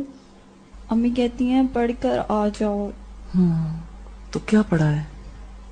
دیکھیں اب تک ایک ایمان ہے, ایک ایمان اس کو بھی نہیں پڑھ سکے نا ٹھیک طرح سے. اللہ کا تعلق ہے تو وقت لگانا, ساتھ رہنا, یہ بلیسنگ ہے اللہ کی, اللہ موقع دے رہا ہے. اور اس وقت میں اپنی زندگی کا ایک بے حد قیمتی کام ہے جو میں نے اس 1 مہینے میں انجام دینا تھا, اس کو داؤ پہ لگا کے میں یہاں پر ہوں. نہیں, یہ اس سے زیادہ قیمتی کام ہے, یہ کام کرنا بہت زیادہ ضروری ہے. تو آپ یہ دیکھیں کہ اگر آپ لوگوں کے دل میں بار بار یہ آئے گی کہ نہیں میں یہ وہاں بھی کر سکتی ہوں, میں یہاں کیوں ہوں, سوچنا چاہیے کیوں. تو یہ مقصد ہے ہمارا اکٹھے ہونے کا کہ اپنی اصلاح کر لیں. یہ اصلاح کا کام وہاں نہیں ہوگا. تو اگر کوئی وصول اللہ کے لیے, اللہ کی طرف بھاگنے کے لیے گھر میں سے, اس شہر میں سے رہنمائی نہیں کر سکتا تو پھر بلیسنگ نہیں ہے آپ کا یہاں آنا. اور دیکھو اللہ آپ کو کیسے لے آیا. ایسے ہی عائشہ کی یقیناً ایسی خصوصیات ہوں گی جس کی وجہ سے اللہ تعالیٰ عائشہ کو یہاں لے آیا. تو اس کو اپنے حق میں برا نہیں, اچھا خیال کرو, اللہ کا شکر ادا کرو. دیکھیں نا, ایک انسان کے لیے اللہ بھلائی کرنا چاہتا ہے اور انسان وہ بھلائی قبول نہیں کرنا چاہتا, تو اس کی جنگ کس کے خلاف ہوگی؟ اللہ کے خلاف. اللہ کے خلاف اٹھ کھڑا ہوا وہ شخص. جتنا وہ گھبرائے گا, پریشان ہوگا, رسیاں توڑائے گا, بھاگے گا, تو دراصل وہ اللہ سے بھاگ رہا ہے. تو اللہ کی طرف بھاگنا ہے, اللہ کی طرف جانا ہے. اپنے اندر کی بات انسان اگر کھول لینا آسانی ہو جاتی ہے. دل بہت گھبراتا ہے اور تنگ ہوتا ہے. اگر کسی کا ایمان والے ماحول میں, علم کی مجلس میں دل گھبرائے, پھر اسے کیا کرنا چاہیے؟ استغفار پڑھنی چاہیے. اور کیا کرنا چاہیے؟ اعوذ باللہ اور لا حول ولا قوت. تو علاج کرنا چاہیے دل کی گھبراہٹ کا. انشاءاللہ آپ آج ہی ٹھیک ہو جاؤ, کیونکہ اللہ کی پناہ مانگنی ہے نا, اللہ سے مدد مانگنی ہے. انشاءاللہ تعالیٰ بہتری فیل کرو گے. آج آپ نے اس وقت بھی اور شام کو بھی کچھ تسبیحات کرنی ہے, اور یہ آئندہ 2-3 دن بھی جاری رکھنے. ایک استغفار کی صبح شام, یہ ڈائگنوسس ہے, اور یہ آپ کو ریکمینڈ کر رہی ہوں, آپ کی میڈیسن. اچھا, اور آپ نے ایک تسبیح کرنی ہے اعوذ باللہ من الشیطان الرجیم کی, اور لا حول ولا قوت. یہ میں نے فکس اس لیے کر دیا, فکس نہیں کیا کرتے, لیکن اس وجہ سے کہ آپ کہیں بھول نہ جائیں. باقی یہ کہ آپ کم پڑھنا چاہیے, زیادہ پڑھنا چاہیں, وہ کر سکتے ہیں, لیکن ایک مخصوص تعداد تک ایک انسان کام کر لیتا, اس کا فائدہ ہو جاتا ہے. چونکہ رسول اللہ صلی اللہ علیہ وسلم 100 ٹائم سے زیادہ کوئی تسبیح ایک وقت میں نہیں کرتے تھے, اس لیے ہم اسے اس سے زیادہ نہیں نکال سکتے. لیکن یہ کہ آپ 100 ٹائمز تک اگر کر لیتے ہیں, اس سے کنسنٹریشن بہت بنتی ہے. راستے میں جاتے آتے ہوئے یہ کام کریں, انشاءاللہ فائدہ ہوگا. ٹھیک ہے, ہاں جی. اب سلپ پڑھ دوں کہ نہ پڑھوں؟ پڑھ دیں. اب پڑھ دوں. عائشہ تبسم نظرت النعیم کی ریویژن نہیں کرتی. اس کا کہنا ہے کہ کلاس میں جو لکھتی ہوں اتنا غلط لکھا ہوتا ہے کہ مجھے بعد میں سمجھ نہیں آتی, اس وجہ سے ریویژن گروپ میں بھی کوئی بات نہیں کرتی, نہ اس کی دلچسپی ہوتی ہے. میڈم پلیز اس کا کچھ کریں, پہلے اتنی اچھی تھی, اب کہیں ضائع نہ ہو جائے, وقت بھی لگائے اور فائدہ بھی نہ اٹھا سکے. دیکھو کتنے مخلص ہیں نا آپ کے حق میں لوگ, سب چاہتے ہیں کہ کہیں ایسا نہ ہو کہ عائشہ کا وقت ضائع ہو جائے, عائشہ فائدہ اٹھانے سے محروم رہ جائے. تو پھر آپ کو کیا کہنا چاہیے جس نے سلپ بھیجی؟ جزاک اللہ. جزاک اللہ. اور اللہ کا شکریہ ادا کرنا چاہیے کہ الحمدللہ اللہ نے موقع فراہم کیا. ٹھیک ہے, جزاک اللہ.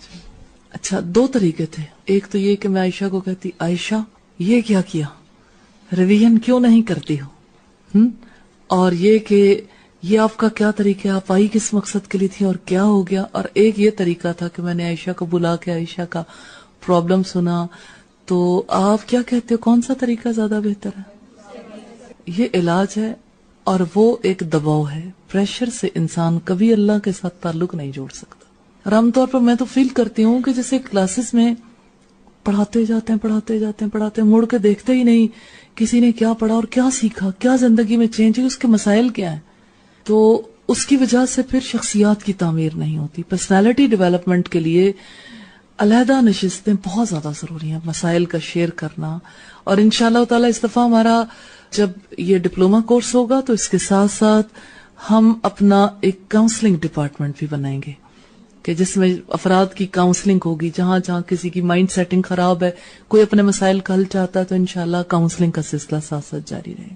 تو عائشہ کی وجہ سے کوئی فائدہ ہوا آپ کو؟ آپ نے کیا سیکھا؟ اصلاح کرنا سیکھا؟ ہاں جی. جی, اس ساری بات چیت سے مجھے لگتا ہے کہ بیٹیوں کے ساتھ ساتھ بہت اصلاح ہوئی ہے. کبھی غور ہی نہیں کیا تھا, اور وہ کم از کم ہمیں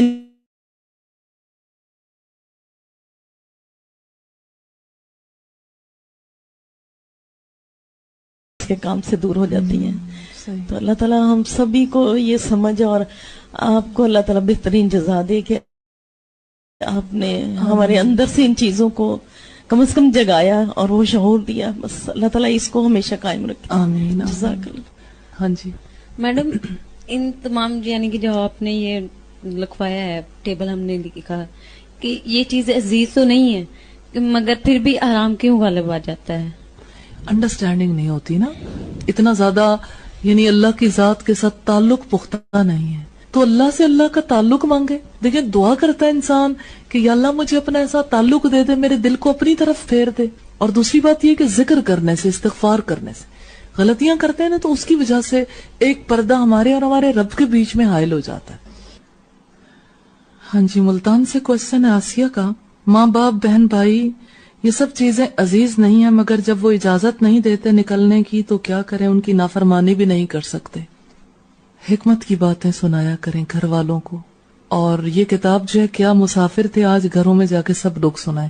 جتنے لوگ نیٹ پہ بھی آن لائن بیٹھے ہیں, تمام افراد اپنے قریبی مراکز سے ان کتابوں کو حاصل کریں.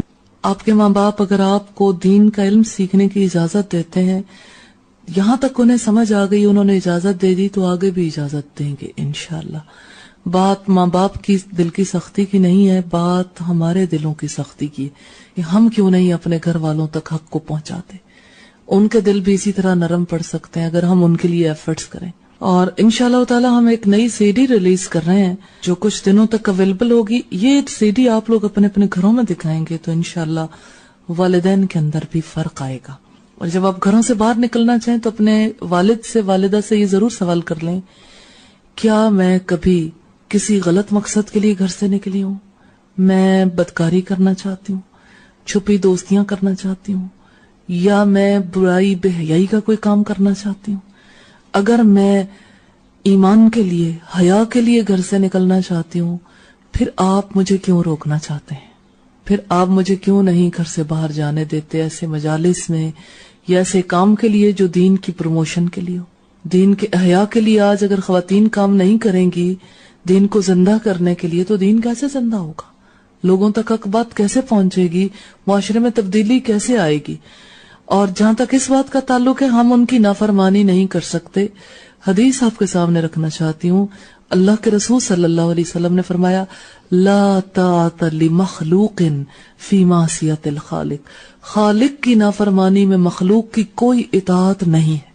لہٰذا اس معاملے میں آپ اطاعت نہیں کر سکتے کہ کوئی رب کے راستے سے روک دے. لیکن یہ کام کرنے حکمت سے ہیں, فہم سے, اللہ سے مانگنا ہے. پہلے گھر والوں کی مائنڈ سیٹنگ کریں, لیکن ساری زندگی تھوڑی گزارنی. آپ دلیل دیں گے, دلیل سے بات کریں گے, سنائیں گے, بہت سارے اسلاف کی باتیں سنائیں گے. درہ کی بات سنائیے. درہ کی بات, ابھی تھوڑی سی بات آپ کے سامنے رکھنا چاہتی ہوں. یہ 1 ہجری کی بات ہے. یہ پہلا سال ہے رسول اللہ صلی اللہ علیہ وسلم کو مدینہ گئے ہوئے, اور آغاز یہاں سے ہوتا ہے, میں حاضر ہوں اے میرے مولا, میں حاضر ہوں. آپ نے کبھی کہا اللہ سے یہ بات کہی ہے, میں حاضر ہوں, لبیک اللہم لبیک؟ ابو لہب کے گھر سے یہ آواز چلی اندر چل کر دیکھیں آخر ہے کون. ابو لہب دشمن خدا کے گھر میں اس کی چہیتی بیٹی درہ بنت ابو لہب کی آواز ہے جو اندر کی کوٹڑی میں قید ہے. لیکن آواز قید نہیں, جذبے قید نہیں ہے. وہ دوزانوں بیٹھی ہوئی ہے, دونوں ہاتھ پیچھے بندھے ہوئے ہیں, آنکھیں تر ہیں, میں حاضر ہوں اے میرے معبود, میں حاضر ہوں. یہ حاضری ہے, دل کی حاضری. وہ اپنے مالک حقیقی کے حضور گڑ گڑا رہی ہے, اپنے گھر میں بیٹھ کے, اپنے رشتوں کے بیچ میں بیٹھ کے, اے میرے خدا مجھے اس قید سے رہائی دے دے, اپنے پیارے حبیب کے پاس یثرب پہنچا دے. یہ جذبے انسان کو جنت تک لے جاتے ہیں. آگے آپ خود پڑھیے گا. اچھا ایک ایکسپیرینس شیئر کیا کسی نے, میں نے اپنے گھر والوں کو یہ بک پڑھ کر سنائی تھی, راہ حق کے دو مسافر, اور مجھے اجازت مل گئی الحمدللہ. اس کا مطلب یہ کہ گھر والوں کو حق بات نہیں پہنچاتے کہ تمام حق چھپانے کے مجرم ہیں, کہ آپ وہ بات نہیں پہنچاتے جس کی وجہ سے گھر والوں کے دل تنگ پڑتے. ان کا حق فائق ہے, ان کو پڑھ کر سنائیے انشاءاللہ. جو ماں باپ آپ کے لیے اتنے خدمت گزار ہیں, ساری زندگی جنہوں نے پالا پوسا, آپ کو دین کی تعلیم دلوا رہے, وہ ماں باپ رکاوٹ نہیں بنیں گے. صرف ان کو انڈرسٹینڈنگ نہیں ہے, سمجھ نہیں ہے. سمجھ آئے گی انشاءاللہ, اجازت ملے گی. جی میں نے پوچھنا تھا, پرسوں میں نے ایک جگہ دعوت پہ گئی تو وہاں پہ ایک یعنی عید ملن پارٹی تھی, اس میں ایک عورت آئی ہوئی تھی, تو ان کو میں نے انوائٹ کیا اس کے لیے. تو انہوں نے کافی بحث شروع کر دی کہ شوہر نہیں اجازت دیتے ہیں, اور شوہر کی اگر میں مرضی کے خلاف آئی تو یہ تو دین کے خلاف ہو جائے گا, اسلام اس چیز کی اجازت نہیں دیتا.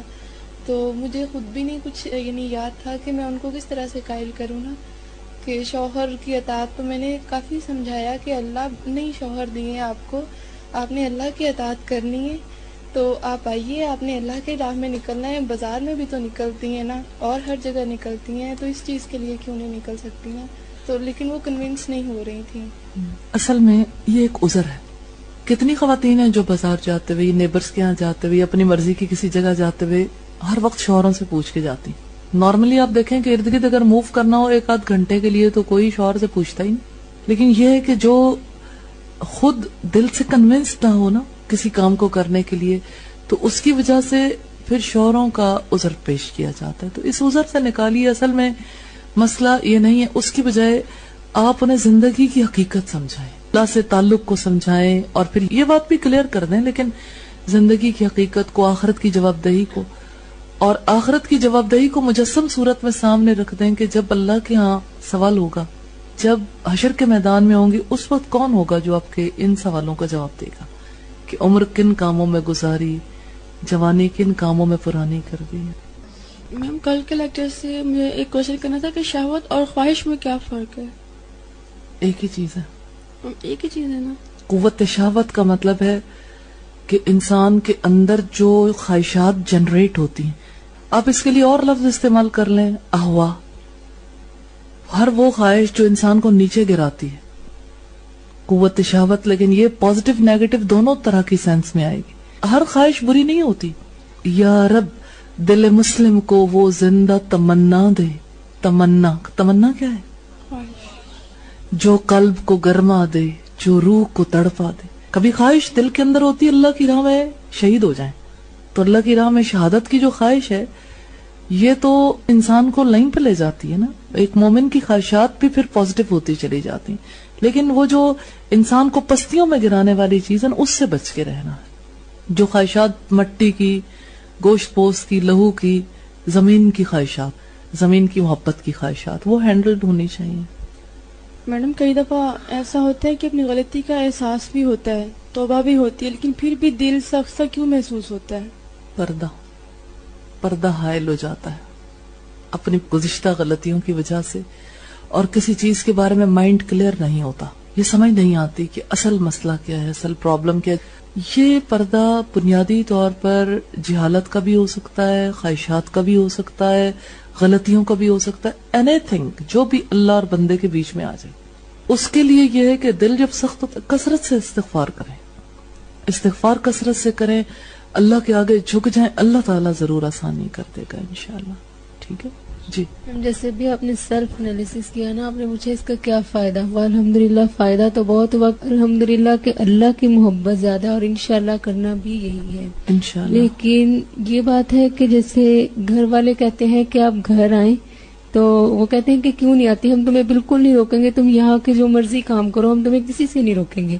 لیکن مجھے پتا ہے میرے اپنے حالات بہت خراب ہو جاتے ہیں. یہ اصل پرابلم, یہ آپ نے ڈائگنوز کر لیا نا, باقی لوگ ابھی جیسے عائشہ ڈائگنوز نہیں کر سکے, کہ ابھی آپ لوگ اس پوزیشن میں نہیں ہیں کہ اپنے گھر والوں کو بھی ساتھ لے کے یہ باقی لوگوں کو ایک اور ماحول کے اندر رہتے ہوئے چل سکیں. لیکن ان کی یہ ڈیمانڈ ہے, کہتے ہیں چلو ٹھیک ہے, پھر تم آ کے ہمیں قرآن سکھاؤ تو ہم سیکھیں گے. کہتے ہیں تم آ کے سکھاؤ, یہاں کے جو مرضی کرو ہم روکیں گے نہیں. میں کیا کروں اس موقع؟ اس کا انہیں یہی کہیں کہ قرآن تو سیکھنے کے لیے مرکز میں جانا پڑتا ہے, میں آپ کو سکھاؤں گی وہ بات کبھی پیدا نہیں ہوگی جو مرکز جا کے ہوگی، اس لیے مرکز جا کے سیکھیں. یہ جو میں گھر جاتی ہوں اتنے دن ماحول بڑا ٹھیک رہتا ہے کیونکہ ان کو پتا ہے کہ آ گئی ہے اور اس نے مجھ سے نہیں برداشت ہوتا کہ ایسے ہو سب کچھ. تو لیکن وہ نکلنے پہ بھی تیار نہیں. انشاءاللہ اللہ تعالیٰ کرم کرے گا. بڑا فرق آ گیا آپ کے گھر والوں میں. چینج گریجولی آتا ہے نا. آپ یہ دیکھیں کس پیک پر تھے وہ اور اب جو ہے آہستہ آہستہ یہاں تک آئیں گے. اللہ آگے لے کے جائے گا انہیں انشاءاللہ. سیکھنے پہ تو تیار ہو گئے ہیں الحمدللہ، لیکن یہ میں چاہتی ہوں کہ وہ واقعی مرکز میں آ کے سیکھیں. انشاءاللہ سیکھیں گے. میڈم مجھے ایک بات جو ہے نا بہت پریشان کر رہی ہے نا، پہلے شعور نہیں تھا نا زندگی کا کہ مقصد کا پتہ نہیں تھا، تو اتنی غلطیاں ہوئی ہیں اسکول لائف میں بھی اور پھر کالج لائف میں بھی. اتنے لوگوں کو ظاہر دل بھی دکھائے تھے اور پتہ نہیں تھا نا.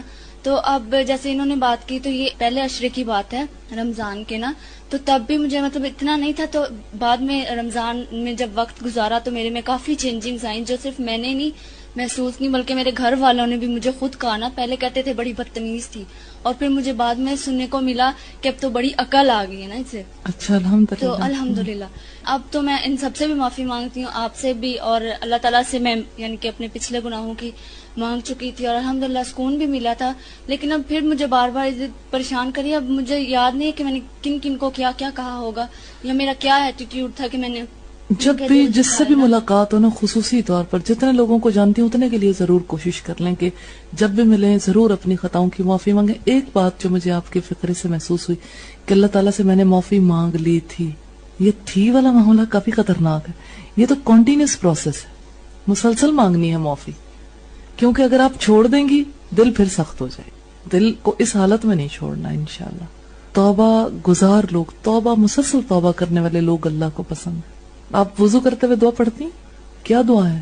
اللہم اجعلنی من التوابین واجعلنی من المتطہرین.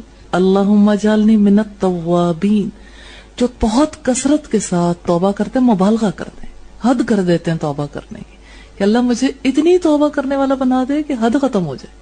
اتنی توبہ کرنی اللہ سے. یہ چیز آپ کو آگے چلائے گی انشاءاللہ. ٹھیک ہے میڈم مجھے نا یوں محسوس ہوتا ہے کہ جیسے میں تو جہاں رہ کے یعنی سیکھ رہی ہوں اچھی باتیں، تو گھر تو ویسے کہ ویسے ہیں. جب رمضان المبارک کے بعد گھر گئی تھی تو جہاں پہ یوں لگتا تھا جیسے سلامتی سلامتی ہے اور کوئی برائی کی بات نہیں تھی.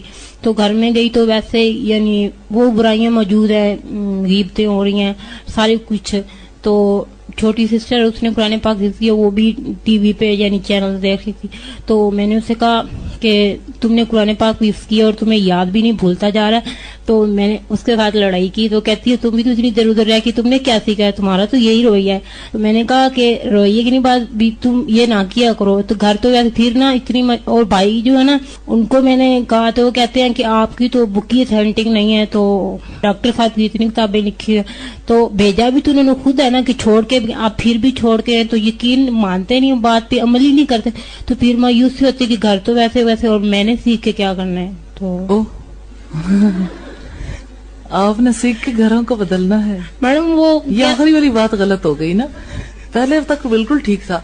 بات یہ ہے کہ آپ جو کچھ سیکھ رہے ہیں نا اس کو حکمت کے ساتھ آگے ٹرانسفر کریں. چھوٹی چھوٹی باتیں جیسے ابھی میں نے کہا یہ پڑھائیں. اب اس میں ان کے سامنے آپ کی زندگی نہیں ہے، اس میں کچھ مسافروں کی زندگی ہے. چھوٹی چھوٹی کہانیاں کو باتیں ایسے جب دوسروں کے بارے میں انسان پڑھتا ہے تعصب نہیں آتا. دل نرم پڑ جائیں گے نا تو انشاءاللہ پھر اچھا لگے گا. اور یہ کہ ڈائریکٹلی جب آپ کہتے ہیں نا ٹی وی دیکھنا چھوڑ دو، یہ کام خطرناک ہے. ریزسٹنس ڈیولپ ہو گئی. آپ نے تو ڈائریکٹ ایک گولا ٹھا کر کے کسی کے سر میں مار دیا. وہ بھلا کیسے آپ کی بات کو تسلیم کر لے؟ جس کا اللہ کے ساتھ تعلق نہیں، جو نماز پڑھنے کے لیے تیار نہیں، آخرت کی جواب دہی کا احساس نہیں، وہ کیوں چھوڑے ٹی وی یا وہ کیوں چھوڑے کوئی اور کام؟ مائنڈ سیٹنگ کی ضرورت ہے بیٹا. پہلے یہ باتیں روکنے کی نہیں ہوتی. کسی کو پہلے اللہ کی دعوت دیتے ہیں، کسی کو پہلے آخرت کے معاملات کی دعوت دیتے ہیں کہ دیکھو ہم نے جانا ہے. اور اگر پہلے ہی سے آپ ایسی بہت ساری چیزوں کو کنٹروورشل بنا لو گی تو کوئی آپ کی بات نہیں مانے گا. اندر جب ایمان اجاگر ہوتا ہے نا خود سے خود یہ چیزیں چھوٹتی ہیں. ہم نے اصل میں یہ سوچ لیا نا کہ یہ تو مسلمان ہے، اب ان کے پاس ایمان بھی ہے، یہ باقی بہت ٹھیک ٹھاک ہیں، بس ایک ٹی وی چھوڑنے والا رہ گیا. حالانکہ ایمان ہی نہیں ہے. اس لیے پہلے ایمان کے لیے ایفرٹ کریں. میڈم میں تو گھر سے آئی ہوں نا، ادھر سے گئی تھی تو میں اچھی خاصی تھی، یعنی مجھے سارا کچھ اچھا لگ رہا تھا. اب میں گھر سے آئی ہوں تو مجھے یوں لگ رہا ہے بس جیسے میں کچھ بھی نہیں سیکھ رہی. اچھا یعنی تھوڑا گھر جانے کی وجہ سے ابھی ایک پردہ سا آ گیا ہے. یہ تو ہوگا رمضان کے بعد جو ہے نا ذرا شیاطین کھل جاتے ہیں, ان کو کام کرنے کا زیادہ موقع ملتا ہے, اس وجہ سے مسائل پیدا ہو جاتے ہیں. اور میڈم گھر میں تو ہم دیر سے جاتے ہیں, اتنی دیر میں پیچھے جو کچھ مرضی ہو رہا ہو. خط لکھیں, کچھ پڑھ کے سنا دیں, ظاہر ہے پہلے آپ خود صحیح ہوں گے پھر انہیں جا کے کریں گے. اب شیطان کا ایک وار یہ بھی ہوتا ہے کہ پہلے گھر والوں کو بچا لو, بھئی خود تو بچ لیں, قو انفسکم, پہلے اپنا تو فکر کر لیں. ساتھ ساتھ بتائیں گے, جب جب جائیں گے خط لکھیں گے, کوئی نہ کوئی اچھی بات, کوئی سلوگن, کوئی چھوٹی سی بات. اتنے بڑے بڑے کام ابھی کسی کو نہ بتائیں جو کیے نہ جا سکیں. اب آپ دیکھیں کہ میرا بیٹا اگر ٹی وی دیکھنا چاہتا ہے نا, اول تو الحمدللہ دوسرے پروگرامز نہیں, ایک کو بہت زیادہ پسند ہے میچز, تو میں وہ ٹی وی لگاتا ہے, اسے یہ نہیں کہتی ٹی وی بند کر دو, بس میں اس سے کہتی ہوں, چھوٹا ہے ابھی 10+ کا ہے, میں کہتی ہوں احمد دیکھو یہ سارا دن گیند کے پیچھے بھاگتے ہیں, ان کی عمر ہی بیت گئی گیند کے پیچھے بھاگتے بھاگتے, اس بال کا فیصلہ کس دن ہوگا, وہ دن مجھے بتا دو. ہنس پڑتا ہے تو ماما اس کا فیصلہ جو ہے نا وہ نہیں ہونا. تو میں نے کہا پھر بے مقصد چیز کے پیچھے کیوں بھاگتے ہو؟ اچھا ماما کیا کروں؟ میں نے کہا دیکھو آپ قرآن پڑھ سکتے ہو. اسی وقت خود سے خود کتنی دفعہ ایسا ہوا, اور کافی عرصہ لگا مجھے. کسی کو پہلی دفعہ آپ کہہ رہے ہیں کہ ٹی وی نہ دیکھو, مجھے لگتا ہے کہ اگر یہ بات آپ کو بھی کہی جاتی نا ایسے موقع پر, آپ کا بھی یہی رویہ ہوتا, ریئیکشنری ہوتا ہے انسان. تو اس میں بیٹے کو بھی کافی عرصہ ہو گیا مجھے کہتے ہوئے. اب مجھے وہ کہتا ہے کہ دراصل میرے پاس اور کوئی کام نہیں ہے اس وقت, تو میں نے چونکہ اپنے سارے کام کر لیے, تو اب میرے پاس لیئر ٹائم ہے, تو میں اسپینڈ کرنا چاہتا ہوں. تو میں اسے کہتی ہوں دیکھو اس لیئر ٹائم میں آپ اس وقت پہ یہ کام کر سکتے ہو, یہ پھر جب اسے نظر آ جاتا ہے یہ کام ہے, وہ چھوڑ دیتا ہے, کیونکہ اب اس کو اپنے مسئلے کا حل مل گیا کہ دراصل میں نے لیئر ٹائم سپینڈ کرنے کے لیے ایک راستہ نکالا ہوا ہے. آہستہ آہستہ یہ سارے کام ہوتے ہیں. اچانک کسی کو جو ہے کہ اس کی کسی دلچسپی سے پکڑ کر پیچھے کھینچنا چاہیں تو ممکن نہیں ہے کہ وہ یوں آسانی کے ساتھ مان جائے. حکمت کے ساتھ ہی پہلے ایمان کی دعوت دیں, پہلے انجام کی بات کریں, پھر انشاءاللہ آپ دیکھیں گے کہ فرق آئے گا. قرآن پڑھائیں, قرآن سنائیں, کچھ نہ کچھ گھر میں ان پٹس دیں, کوئی نہ کوئی چیز لگاتے رہیں, انشاءاللہ فرق آئے گا. ہاں جی میم میرا مسئلہ یہ ہے کہ میرا نا آج کل کسی کے ساتھ بولنے کو دل نہیں چاہ رہا. اچھا, بہت مشکل ہوتی ہے بولنے میں, بہت زیادہ. ایسا کیوں ہو جاتا ہے؟ اکثر ایسے میرے ساتھ ہو جاتا ہے کہ میں دل چاہتا ہی نہیں ہے کسی کے ساتھ بولنے کو. ایمان کی کمی ہے, کیونکہ ایمان کے ساتھیوں کے تعلق کو فیل نہیں کر رہے. ایمان کی وجہ سے تعلق فیل کرتا ہے انسان کہ ان کی وجہ سے مجھے قوت ملتی. جب وہاں ایمان کی کمی آتی ہے, اور ایمان کو پتہ ہے کون سی چیز کھا جاتی ہے, کبر. میں نے بہت ساری جگہوں پہ دیکھا ہے کہ آپ نا چھوٹی چھوٹی باتوں سے بھی کبر میں جلدی مبتلا ہو جاتی. اپنی ذات کی بڑائی کا احساس آپ کو جلدی ہونے لگتا ہے. چھوٹی سی چیز, ایک چھوٹا سا فکر آپ کو کہیں سے کہیں لے جاتا ہے, ایک دم خرابی آتی. یہ چیز آپ کو خراب کر رہی ہے. یعنی اچھا بھلا ایمان ہوتا ہے الحمدللہ, لیکن پھر خرابی آتی ہے کچھ نا. ہی دنوں بعد, یعنی ایک ماہ نہ پیچھا نہ کروں تو پھر فوراً ایک خرابی. ماہ پیچھا نہ کرو, ایک ماہ ٹھیک رہتا ہے, اگر یعنی بیچ میں ہی کوئی ایک دن ایسا ہوتا ہے کہ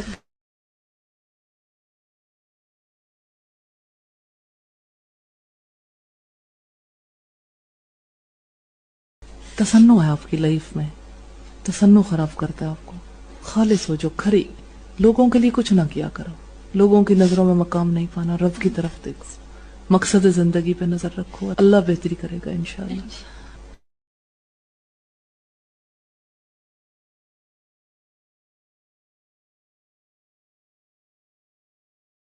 اس نے بات کی نا کہ جب میں گھر میں رہتی ہوں تو میرے اپنے معاملات خراب ہو جاتے ہیں.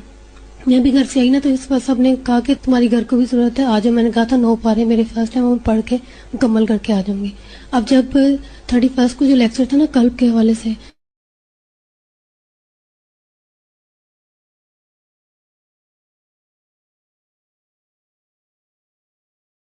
کہ جو قلب ہے نا وہی ہے جس سے انسان کی اصلاح ہوتی ہے. قلب بھی اللہ کی معرفت حاصل کرتا ہے, کائنات کی حقیقت اللہ